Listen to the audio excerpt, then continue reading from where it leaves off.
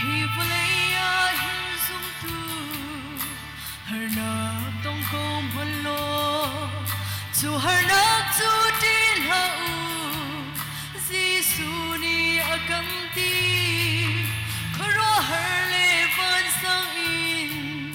nan lung re thail hau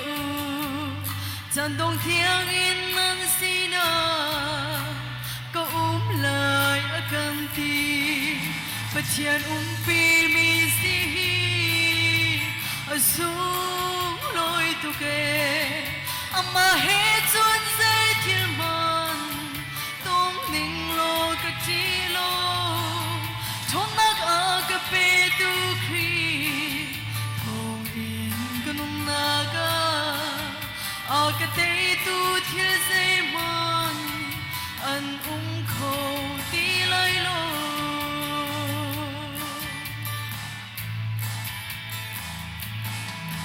her bao i kha zai da alo ti kang hal chang al hai i ngai zong zai da alo ti kang hal fo am hun le am ha zo in rul jam ti hal chana nung sin hangam te i khri thong in ka thiam cha Pathian pi mi si asung loi tu ke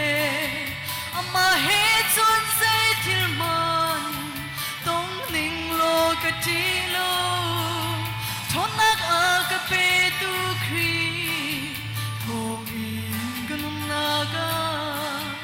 a ka te tu thil zai man an kho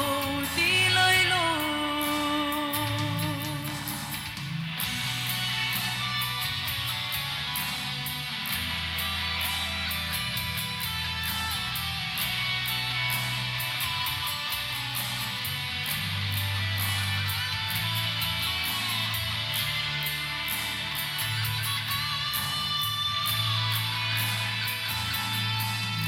Ahom han ma cha long i anong mi kan lo Ahom han ma cha long i thi mi zong kan lo kan mun a chung boy pa cha kan thi zong boy pa cha kan nu le kan thi zong a ama ta kan si ko Pathian pi mi si asung loi tu ke ama he chun zai thil man tong ning lo ka ti lo thon nak a ka pe tu khri thong in kanum na ga a ka te tu thil zai man an kho ti lai lo Pathian pi mi si asung loi tu ke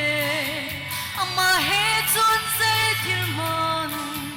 tong ding lo ka ti lo thong nak a ka pe tu khri thong in kanum na ga a ka te tu thil zai man an kho ti lai lo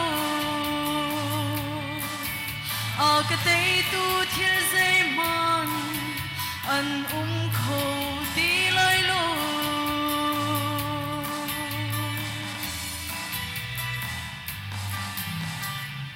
kan dirang cha ka mo kan chu cha na pe se